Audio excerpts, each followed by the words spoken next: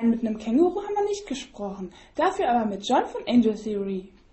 Wir haben jetzt hier zu Gast Angel Theory aus Australien und wir wollen jetzt mal ein lockeres Gespräch mit ihm führen, was er so zu seinem neuen Album zu sagen hat. Und ja, jetzt fragen wir ihn eigentlich erstmal, John, is it the first time that you are here at the Wave Gothic Treffen in Leipzig?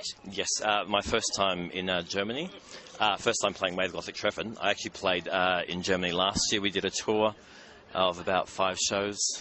We did some in Germany, some in Holland, and we did Infest UK last year as well. And that was really good, really enjoyable. So, do you like Germany? Yeah, I do actually. This is actually like this is like my 6th visit. Oh. I've been here on vacation before in the past, but this is only the 2nd time I'm here for music. So, not just in the professional Yes, area, yeah. just for holiday also? Yeah, exactly, for both. So, yeah, I quite like it here. As we've already said, you are from Australia, and is there something resembling the Wave Gothic Treffen in Australia also, or do you have such huge meetings there? We do have a large music festival. It's called the Big Day Out, but it's not just strictly electronic music. It'll be like electronic music. You'll have bands like Kraftwerk or the Chemical Brothers playing, but then you'll also have bands like Rammstein, Slipknot. And then so very mixed. It's a very mixed bag of bands, and like you'll have even DJs coming for it as well. And that's a huge festival over 2 days as well. Okay. Yeah. And now let's talk about your album. Where do you get your ideas from? A lot of the ideas for the music pretty much come from personal experiences. Things that happen in my day-to-day life and such, so I tend to write from those experiences rather than just sort of like, my lyrics are very important, they're very personal, so I think it's important to make the song about something rather than just anything, you know what I mean? That way... Personal experience. Personal experience, exactly. It makes it more important. It makes the song a lot more personal, so when people listen to it, they can sort of go, I can understand what he's talking about, you know what I mean? And do you have any idols or even icons? Yeah. I have a lot of icons. I love Daniel Meyer from Horjob. I'm a big fan of him. I also love David Bowie. Who else? I love Kraftwerk. Heaps of other bands I can't think of at the moment. Laurie Anderson, she's from America, she's sort of very experimental. And also David Sylvian from Japan. I'm not sure if you remember Japan from the 80s, but yeah, I'm a big fan of his work as well. I listen to a very large, broad band of music. You are not restricted to bands from Australia or Germany? No, I'm not even electronic bands. I'll listen to everything from heavy metal to reggae to... reggae? Reggae? Really? Yeah, I love reggae. Yeah, reggae is great. Okay, I like ska. Yeah, but nobody wants to hear that. I love ska, but no. As well, it's all right. Yeah, I even like country music. You know, I mean, the way I see it is, if it's done well, then there's something in it. You know, it's important. As long as it's done well, I'm happy to listen to it. You know. Do these bands also influence you in your music? Yeah, bands that influence me more so are bands like Horjob, as I mentioned before, V&V Nation to an extent, 9 Inch Nails as well. A few other electronic bands here and there, but they would be the main influences that I would, if I was going to describe my music, it would be a cross between those 3 bands. And since when does Angel Theory exist in this present formation? Okay, Angel Theory exists in this present formation since about September 2002 was when I started writing for this project. After about 6 months of writing, I sent out some demos. So what are you dealing with in your album? The next album? The next album. Yeah, the next album is called Repossession.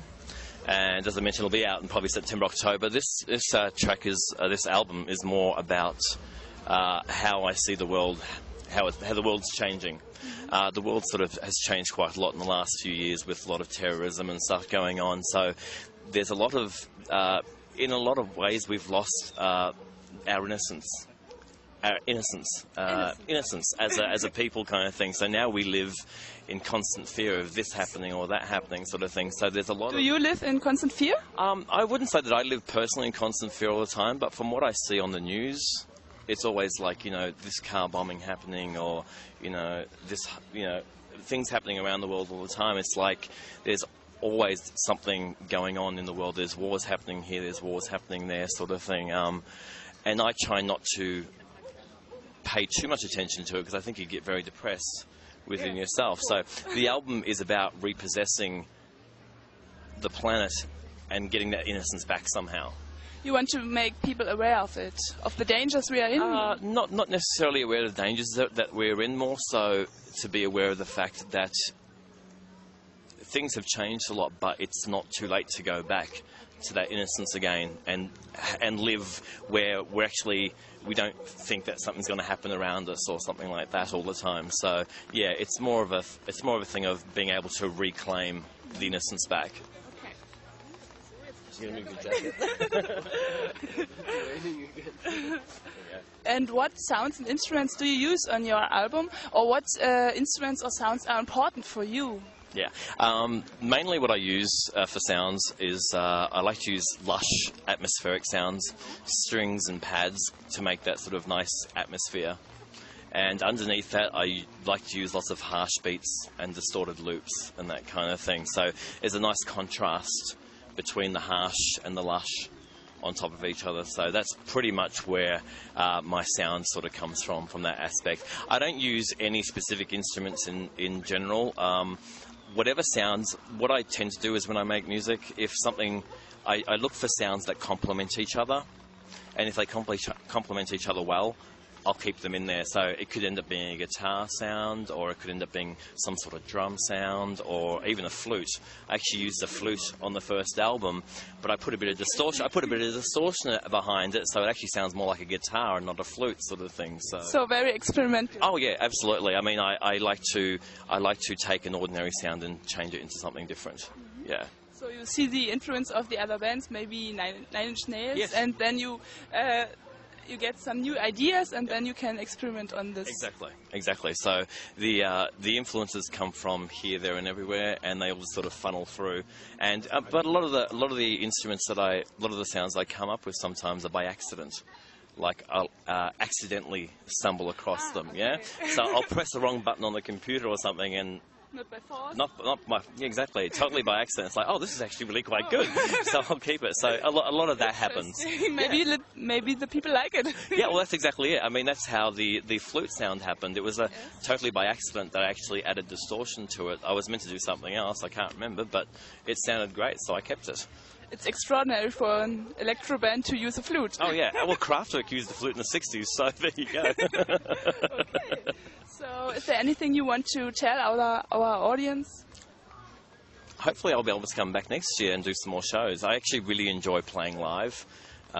Playing live is it's actually really a lot of fun. I mean, sort of travelling from city to city and staying in hotels is really tiring and really boring, but when you go on stage is the best part. It's a lot of fun. So hopefully when people see the show, they enjoy it as well. We hope so. Yes. Okay. Thank you very much. Das war jetzt John von Angel Theory, und wir werden nachher live noch von dem Konzert berichten. Also bis dahin, tschüss. See you later, alligator. There you go.